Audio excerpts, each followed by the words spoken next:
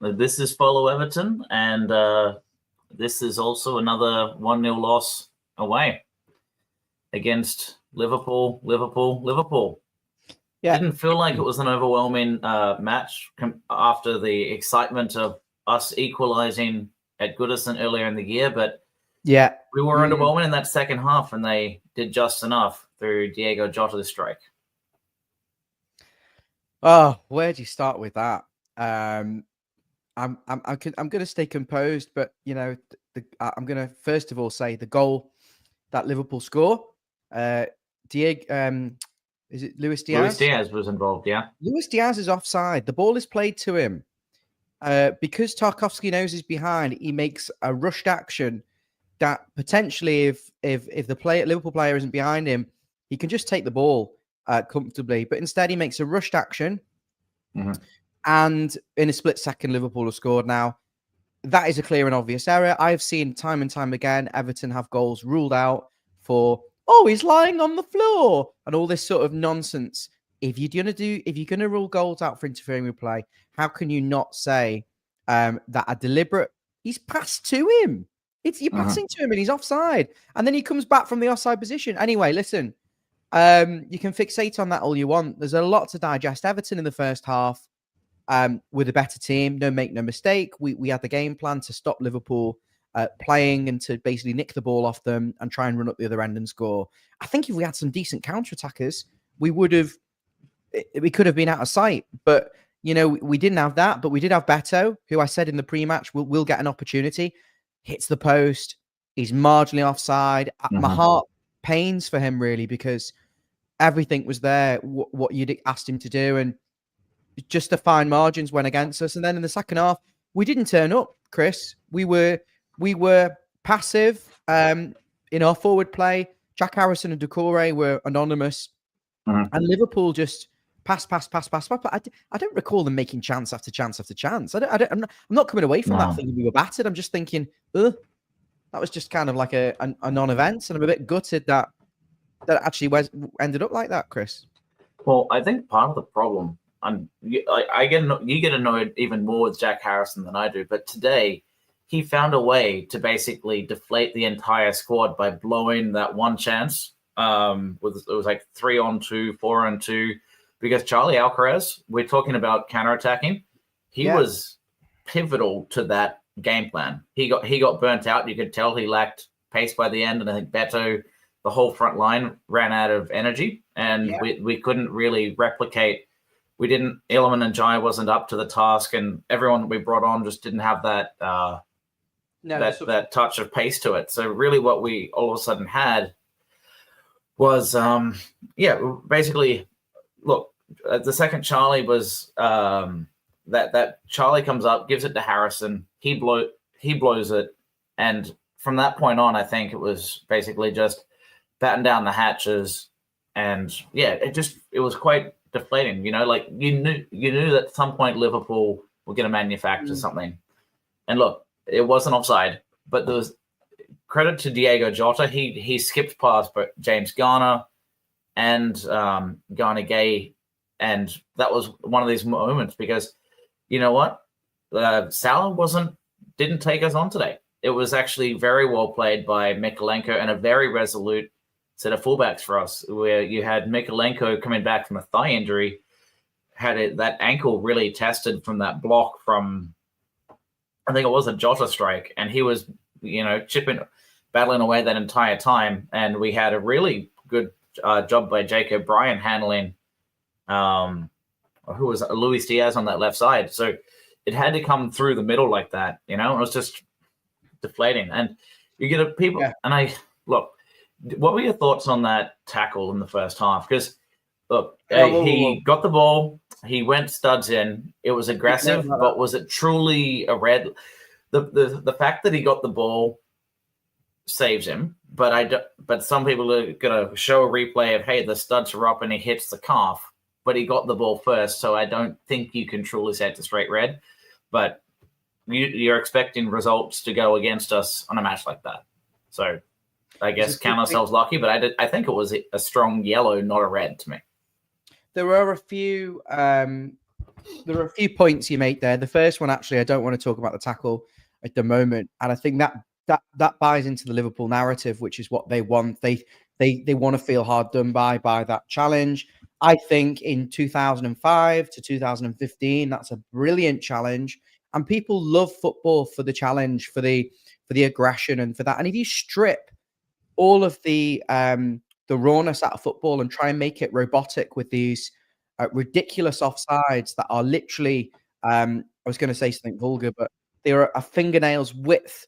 You know, this isn't what football was about. The thing with Tarkowski, I'm more annoyed that he makes that challenge because he puts himself at risk in 2025 of getting sent off. He endangers potentially the opponent because he knows what he's doing. He doesn't need to do it. And I get why he'd do it. I also don't think it would have been my player of preference to try and crunch. But at the end of the day, it's a strong yellow card, or in the eyes of some, it's a red card. But football's gone all. It's just all try and be nice and robotic and that's not what fans want. Anyway, I'll move away from that. I'm sure we'll come back to it. But Mo Salah, he's anonymous. You know, I saw him against PSG and Newcastle. He's completely marked out the game. Mikalenko, basically, what you've realised you've got to do is go tight on this guy, go aggressive. The minute you let him turn and run at you in space, he's very quick, he's very agile, and his left foot is obviously very good, and he wins a lot of penalties and takes well penalties. So we really did well to deal with Mo Salah, and I think Liverpool's threat was all about on the other side. Luis Diaz is a bit of a shite, isn't he? Really, because he was, some of the antics that the Liverpool wingers do, but he was a real threat down that left hand side. Liverpool always wanted to cut inside on the right and cross it into the back post, and I think Everton generally dealt with all the crosses really well and dealt with the box really well. And I don't sit here thinking, oh my God, Pickford made tons of saves. I don't think he made a save.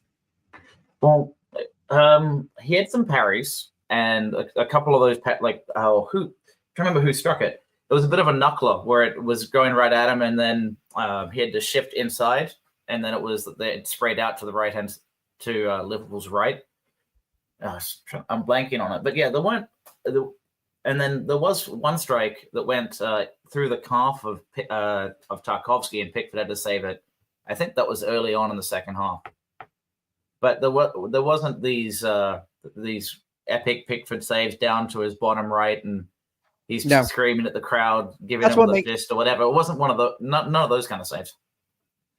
That's what makes it even more annoying. Pickford didn't have anything to do. He might as well have been sat at home playing tiddlywinks or chess. I think the only action he had to make was the one where he went forward for the corner, and obviously that adds to my frustration. Yeah, and I think what really these kind of matches.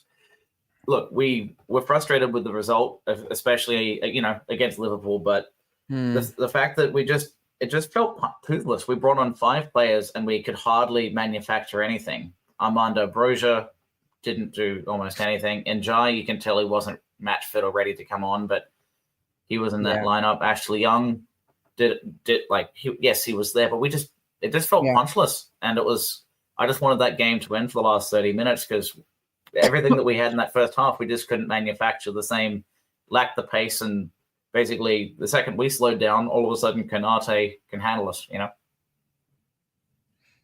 Yeah, on another day, Everton probably get plummeted 4 or 5-0 by Liverpool because they can't play that bad every single time. But then you could argue, Chris, on another day we win that game because they were that bad, and we actually had a real clever game plan, invite Liverpool on and expose them when they've got too many players forward. And I felt like Everton always carried a threat, but never looking like scoring in a sort of weird roundabout way. It was like our build-up was non-existent. We were afraid to actually play any football at any point, but then we still carried that ability to go long over the top and behind, and it's just so annoying, isn't it?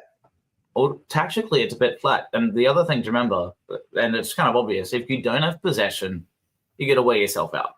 And they basically had 85% possession, and unless you score in those counterattacks early on, you're basically running out of legs, and that's really what it was. And the second they're ahead, we didn't have a plan B going forward.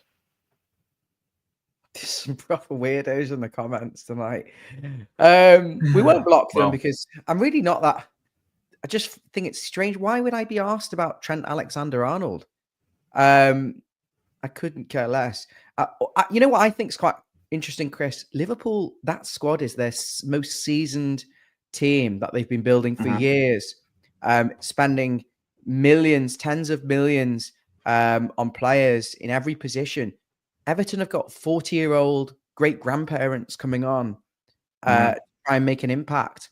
We've got a squad where we've not invested in years, and I didn't see the difference between the two teams other than we had a different approach to theirs. I thought that we were effective in our own way. We created chance off the post. Beto nearly scored. Moments where we should have made better with the final pass in our own way. There wasn't light years between the teams. There wasn't light years, but we weren't trying to be Everton weren't good enough today. It's pretty. I leave my fishing rod. My fishing rod's still in the shop. But yeah, look. Liverpool they're the better squad. We know that they controlled possession. If we tried to win possession, I don't think we could have. We only had really one option, and it had to be counter-attacking, and we fell flat for the last 30 to 40 minutes. Jack Harrison really pissed me off today. There was one moment with Jack Harrison where he's running through on goal, and his 4v2 situation in the second half, and we were really good at when Liverpool had a corner at basically robbing the ball and running up the other end. There's so many things we could give credit to. We should give a list. That was one of them. Our transitional counterattacks when they had players forward to try and turn it. And I was screaming, Jack, make a good decision, make a good decision, make a good decision, make a good decision, make a good decision. And the movement wasn't great, but he just makes a bad decision. Yeah, he moves to his right foot, and then instead of he had two players wide right, and then he goes to the middle to try and get Beto, but plays behind him or something. And just how did he? Yeah, there are moments where you have to use your brain, and he had 4 options, and he chose the only one that couldn't get us in on goal. And you could tell Moyes was frustrated, and I think everyone just kind of Decore as well threw their hands up. Yeah, Decore was terrible today. He was anonymous. He did. Yeah, he was just a squad player. I mean, and that's the thing. Even like James Garner, he had better deliveries, but half of the battle was just trying to compete with them in the midfield and not let them roll us over. They won possession, but they weren't breaking us down consistently in the middle, so we did just enough, Yeah, I could very simplify that match. Someone said to me, Ryan, what happened in that game? I'd go, Everton sat in a low block. We let Liverpool have the ball. They did nothing with it. We took the ball off them, launched it as long as we could for Beto to cause havoc. He was 3 centimeters offside on the first. He hit the inside of the post on the second. Nothing else happens in that half. Second half, Everton kind of faded, offered very little, kept making. We got into opportunities where we had to play a final pass and make a good decision and didn't. And Liverpool took their moment, which comes from Everton. Tarkowski, the thing is, Chris, it's a half. When I say he's offside, it's a half sort of, it should be ruled out, but you should just deal with it as well. And they had enough defenders back as well. So sometimes you just got to say to the players they didn't handle that situation well. And then that was it. And then Everton made a load of substitutions. We looked really unbalanced. And I think we were better when we actually tried to play football. And this is the thing. We've got players, Chris. We've got central defenders who can defend 1v1, who are quite strong. We've got pace. And midfielders who are intelligent at picking, knowing where to be. Yet it takes us till the 90th minute to go and start changing the way we do. And Liverpool looked really nervous when we actually went and started playing a bit of football and getting the ball in the box. It's just the way it is. It almost feels so routine, going through the motions. Here's the 3 points, move on. What I really want to say, part of it too, in the last couple minutes, I think knowing that we're able to manufacture a bit of a scramble at the back post last time, I think it's in the heads of the Liverpool players too, knowing that even the set, you could be 5 minutes into the 90+5, and there's that chance because it could have to be in the back of their minds because it's only been 4 weeks ago. So I think that's part of it too, that you've got all you need is a box scramble and there's a chance. And look, that's what Everton are known for these days. Even on this match, there was a bunch of long balls, and Beto did well for a while winning them, but eventually it was snuffed out. He didn't have a lot of support, did he? No. I think the idea was Jack Harrison was meant to be quite narrow, Alcaraz was meant to be quite narrow, and Decore in possession to win the duels. But what actually happened was we were so deep, we were launching it to Beto and he had no hope. The thing that gives me hope for the future is that Everton are going to have a better team next year, and also we can kind of, I don't know, I don't think you're ever going to really outplay Liverpool at Anfield unless you've got a top team like PSG. I can't see it happening anytime soon. No. But I think if you add a sprinkle of quality, what would you say if Ndiaye had started that game on the left fully fit, and you've got potentially McNeil on the right, or McNeil and Alcaraz and Ndiaye behind Beto or Brozier? Yeah, then there's an opportunity to not just do counter-attacking. You've got to, yes, there's more quality. Dwight McNeil is not going to be able to counter-attack. He's not fast enough. But for set plays, and if we bring the ball up a little bit slower on that left side, and he can deliver crosses to the back post, he can make that impact, or he just sort of navigates either in the number 10 or just on, I guess, right midfield, winning the ball, kind of curving, or winning the throw in, curving left and striking it from the right side of the box. He's got an opportunity, but look, we weren't generating enough opportunities high up the pitch. We weren't boxing them in. They dominated possession, so we were just, whenever we got the ball, we were giving it away pretty quickly, unless it was Charlie Alcaraz off a corner or something, and then we could break away. So it just really felt flat, and we just, I don't know, I got quite. That happens nearly every time you go there. You don't expect to have sustained possession with the players we've got, and in the last 5 years, we've not invested any money in any technical players, elite footballers. So that's what I expect. But it's in those moments, Chris, where my anger is Decore goes through and he plays he neither shoots when he's sent through or pulls it back to an actual Everton shirt for us to score. The Harrison one where he makes bad decisions.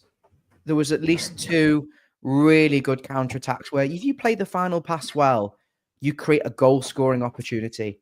But we don't play the final pass well, and it ends up coming to nothing. And that's where I have frustration. I'm not asking them to go and outplay Liverpool, but just be in the moments, do well. There are some fans who will fume with Beto. Kelleher is not the same player as Alisson. He goes through on goal. He should finish. Other fans would say, stay on side. Yeah. I've got a little bit more sympathy for him. I just think these are sort of the fine margins that you can't legislate for, sort of like so narrow offside and the post. Well, at some point, and I'm not sure you've talked much on the, we're not in trouble with PSR, but we're not exactly as profitable as we'd want to say we can spend a whole bunch in the off season. But we need these deals. We need we need sponsorship deals. So where are all these sponsorship deals? Not yet. But look, Decore and the front line, you need to have a lot of money to bring in all the players we need. We have Ndiaye, and outside of that, are we manufacturing those little moments as we're talking about? The answer is no. And that's either going to require a good farm system and youth development, or buy players. And right now, we don't have too many youth players in the wings. We've got Harrison Armstrong, but he's not ready. So really, you need to go into the market to bring players in. And I'm not sure we have the money to truly bring up a front four. But I think Tazul's point really just sums up what we've been saying. Disappointing second half, but apart from their goal, they didn't have too many chances. Their best chances, I think, Ryan, were actually when their wingers cut inside and then did a sort of either a chest or head height, but they weren't deep balls or anything. But it was Szoboszlai, and I'm trying to remember, maybe it was Jota, but both having headers on target in the first half. That's where they looked the most dangerous. I think Liverpool more looked like scoring when we went up for our corners. But let's think about what positive things we can say about Everton. Sure. We didn't win the match.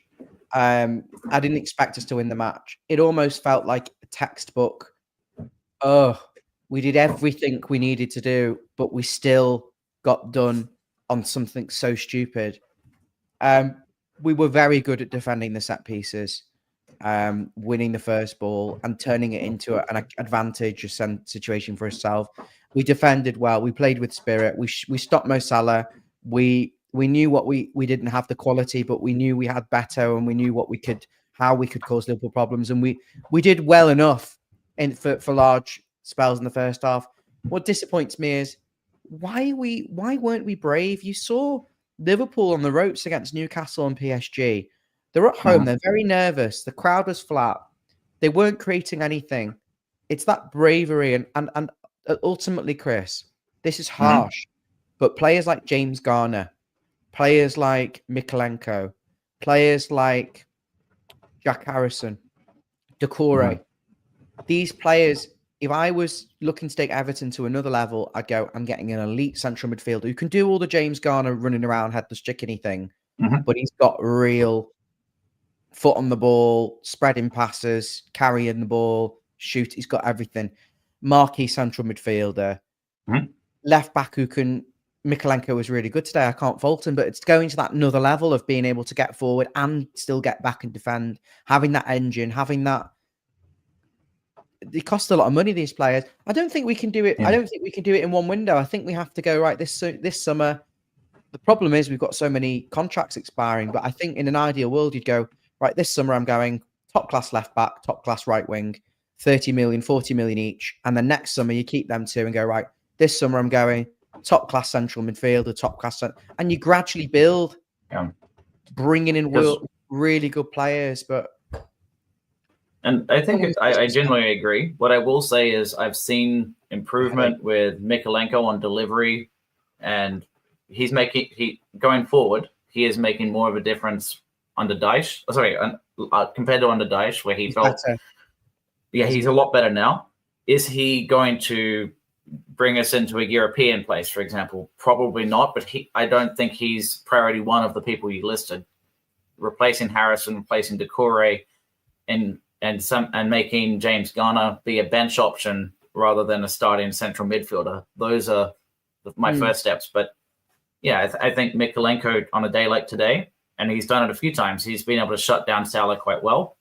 So, and he soldiered on from he had that ankle injury he was fighting through. And you're talking positives. Yeah, we've seen some things of, hey, we played a lot of players at the back, but we shut them. Like, they didn't break us down consistently at all. Yeah, they had a lot of possession. They looked pressing, or like they were right there, but they weren't having those chances outside of the Jota one. So you say, okay, we were resolute. Branthwaite had some really key interceptions. I'm thinking of the one where he dives in with a header and Salah has to put his foot back. Or you have basically the entire match of Jake O'Brien, tall guy against the small Colombian who's going to maneuver around him. He held his own.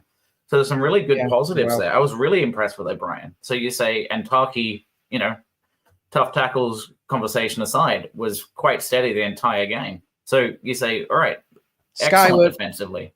Sky Sports were absolutely having a love with Liverpool in this match. Even Duncan Ferguson was saying that Liverpool were really good and far better and so good at everything. And I was like, no, they didn't play that well. If you ask any Liverpool fan how they think they played in that match, they probably say they were terrible. Playing it side to side, no end products, didn't create any chances. They weren't dynamic. It's like Arsenal under Arsene Wenger, where they can have 85% possession and lose 1-0. Had that feel to it. If you can't break them down, what matters? Other than we ran out of energy because of it.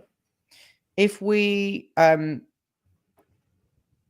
if we'd have won that game, if we'd have got a point and the better goal, the one he hits the post, or you're looking at that and you're thinking you come away from that and think Everton was seriously really good with the way they defended and stopped Liverpool and still carried a threat. And then you say, well, how can you improve? Well, in those moments we talked about Jack Harrison and Decore, where we were very good at winning we were winning the ball back, but we just when we won the ball back deep, Liverpool when Liverpool were creating when Liverpool had a lot of sustained possession and were trying to break us down, and we stuck a foot in and won the ball back. We had too many players deep and we had no one up front. We couldn't get enough players forward. When we turned them over, it was like a transitional style counterattack. We were better, but we then didn't make the right decisions in the final third. And that's where I think Everton let themselves down, because the game was never going to be, let's get the foot on the ball and dictate. It did become that with 90 minutes to go. And I think we could have been braver. I think we had the players at the end of the match. I think we had the players to really cause them some problems. And yeah, I'm just chatting now. Apparently David Moyes was not happy about the goal, said it was offside. Yeah, well, we talked about that if someone can be on the ground or you can induce the mistake that leads to the goal scoring chance, offside. And the other thing, Ryan, that we haven't really talked to, because it's hard to tease out in conversation, but through the middle with James Garner and Idrissa Gana Gueye, we didn't progress the ball forward very effectively at all. We bypassed our own midfield. So if we want to create goal-scoring chances, it can't just be through a counter-attack, through Alcaraz on that left side, or a long ball. So if we can't go through the middle, we're very limited on being able to carry the ball up and actually have through balls that are well-weighted, where they end up, where you're basically not just where the energy of the ball dies off, and then you have the likes of Van Dijk being able to win headers, or you're just in that situation. So we need to come, and it wasn't a good. Then that's the thing. Liverpool won the middle comfortably, and then basically we had limited attacking options, and that's it. But that's what's irritating as well. I know I've used that buzzword irritating, frustrating, annoying, and all that in this match, because that's what it is. I'm not angry. I'm not. It's strange emotions. The midfield was definitely bypassed, but this Everton midfield, they've played against these Liverpool players before a few times, so they know what to expect. And I almost feel, obviously it's under instructions from Moyes, but it's chickening out a little bit. I think Everton could have. They weren't world beaters. I don't know. Look at that Liverpool team and think they were that good. I don't know how they're 15 points clear. I genuinely don't know. They're not the level of what I've seen title teams. I think of Chelsea 2000, in the prime, Arsenal, United in the prime, just steamrolling. Yeah, well, if everyone else is flat, just being steady and consistent gets you the results, and that's what they did. They got another result again today. They deserve the title but they're getting it on the. Yeah, they do. Unfortunately, but you're right. Garner and Gana Gueye didn't progress the ball at all, and Alcaraz was. The thing I noticed about Everton today, they were slipping over the ball, all of them. It wasn't wet out there. It was quite windy, wasn't it? And then that's why you wonder how long balls could be effective for the entire match if it's windy, and you're like, it won't. And the Ndiaye substitution is a weird one, because it's like, you bring this guy on, but you kind of need him in a free role. If you've got to have him pinned back at marking Curtis Jones, how can he influence the game? But Decore was still on the pitch doing absolutely nothing. Anyway, I'm running out of steam with that in particular. I'm sure I am too. Getting up at 2 a.m., the brain is half functioning. So my brain's never functioning at the moment, mate. Quote that one in a small short, Ryan. I'd like to hear the David Moyes interview. Yeah. And maybe we do a later reaction to it, because I'm sure he's quite frustrated with that, because there was a committed performance until they scored, and I think the game just felt over, and there was 30 minutes remaining. Could you be asked with the Arsenal match? Well, I'm not on site, so I'll do it again. A couple of little things then, just quickly. Yeah. The Tarkovsky red card, everyone's saying it's a red card. I've said, I want to see football. I don't want to see it all robotic with these little microscopic lines on the pitch. And I like to see proper football. Maybe that's just because what we've been used to as a Blue. Someone mentioned that he was getting held from the corner. There was one incident where I think it was McAllister or Robinson's. They're not interested in winning the header. They're just literally holding the guy, wrapping your arms around him. And oh, yeah, that was McAllister just looking at Tarkovsky and wrapping around him, yeah. hilarious. It's late now. But Ndai definitely didn't look fit as well. No, he's not ready yet, but he made the bench, which says a lot about how McNeil must be doing if Njai was considered bench worthy. I hope we see Lindstrom and Njai, McNeil, and I hope we see them all involved for Arsenal. We'll be back for an Arsenal preview, but I think I've made my feelings clear on certain players. Yeah. I would if Lindstrom's fit, and Ndai's fit, I'd be dropping Decore and Harrison. I've had enough. This is the damning indictment of Everton right here. How did Harrison stay on as long as he did? Great work rate. We don't have work rate, attitude without productivity, and we don't have bench good enough replacements. And those that could replace them are all out injured. And yes, for Lindstrom, we don't even know. So it's that, and that's what the most uninteresting content we can talk about with a relatively flat 1-0, you know? And I think that's where we're at. Everyone would admit it. I think everyone would admit, Liverpool and Everton, that it was a flat match that was just narrowly edged by one moment, which was contentious enough. And on another day, Everton had won that match. But it was a touch of class by Jota to dance around us too, you know? And that's unfortunate. But look, Jota is very capable. And he had just enough. I've seen Jota the last few games for Liverpool, where I've been watching them and hoping them they lose the title. The hate watches against PSG and Newcastle. Jota was crap. He's crap. He's like a little midget he was like Neil Mopey in some of those matches. And all of a sudden today he turns it on. And that's because, you know, I think the coming back from the offside caused some disruption because he's got someone coming from behind him. Yeah, but he danced through our entire middle, though. He went through James Garner, Garner Gay, and then back off Tarkovsky once he's up. So he took on 3 players to score that goal. Fair enough. He's not going to always create those opportunities. But Chris, that's great. He did really well for the goal. But if football's become this robotic black and white, it's a foul or it's not, or it's offside if it's not. Well, Everton got a goal ruled out for a marginal penis offside. You had another one where it was creative determination. Yeah, well, is that what you do? You just pause the game and you just annotate all day. You've got offside one, and you know, if these are genuine, I can't take myself seriously, but you know what I mean. If you're regulating the match and making it so black and white, then if he's coming from an offside position, that he can't be interfering with play, and he literally comes back, forcing the Everton defender to make an action to get rid of the ball, which he doesn't need to do, and then he sets up the really good goal for Liverpool, which I don't know. It just felt like a mess. Yeah, we're trying to be so fine margins about these rules, and then the second it isn't perfect and it goes against us, and you're like, why have the rules in the first place?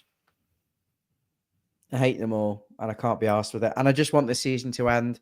And I'm also starting to think, am I truly excited to be leaving Goodison? Yeah, well, you've been to the new stadium. How do you feel about it? You're doing all the seating content, but you've been to the stadium. How do you feel when you're inside it? I don't feel a lot of connection to it at the moment. There's a lot of fans who will be very angry if you say anything negative about the stadium but all I'll say, without going into my feelings around the inside and out of problems and stuff that I've noticed and transport and accessibility, is I just feel for the fans who want to get a season ticket, who want to go to the match, and they've built a 52,000 seater stadium and there's only 3,000 new season ticket holders. It's a disgrace. To move ground and still only allow 3,000 new season ticket holders in doesn't sit right with me. They've cancelled. They've said no more season ticket sales. There was around 4,000 to 5,000 seats what I could see still available across the upper north, the family stands around the away section and dotted around the back rows. There's around 3,000 or 4,000 seats there, possibly more. I think someone's counted 4,500. So they've said no more season tickets. They're going to sell them on an ad hoc basis. Some would say bird in a hand is better than two in a bush, i.e., if I can sell that season ticket in a bad seat where no one wants to sit for this much guaranteed income every season, we can bank on that for our transfer revenue. But instead, we're going to try and sell it for maybe £55, £60 a game. I'm not saying, Peter, that I don't like the ground. That's not what I said at all. I just said I don't have the connection to it at the moment, which is understandable. There are quite a few issues, particularly with transport. And ultimately, my main thoughts are we've moved stadium to get more fans in the ground. And there's only 3,000 new season ticket holders. It's not good enough. It's not fair on them. I feel sorry. There's people on the waiting list for 6 years and they can't get a season ticket. We're not even that good. Well, I don't know why there's that many people who want a season ticket. Half the time, it's a bloody chore going the match. Well, nightclubs are the most successful when they have a big line out front, Ryan. It's the same tactic for Everton, maybe. You'd have a wait list or it isn't worth being a member. But look, the other thing, there's always an option to expand at some point, but why modify a stadium later when you could do it now? But I think Mavs was talking on our group chat before that, yeah, look, if we're struggling financially to get it done, the last thing you want to do is make it any bigger and more expensive. I don't know how you could do that because in the north stand, there's some things going on.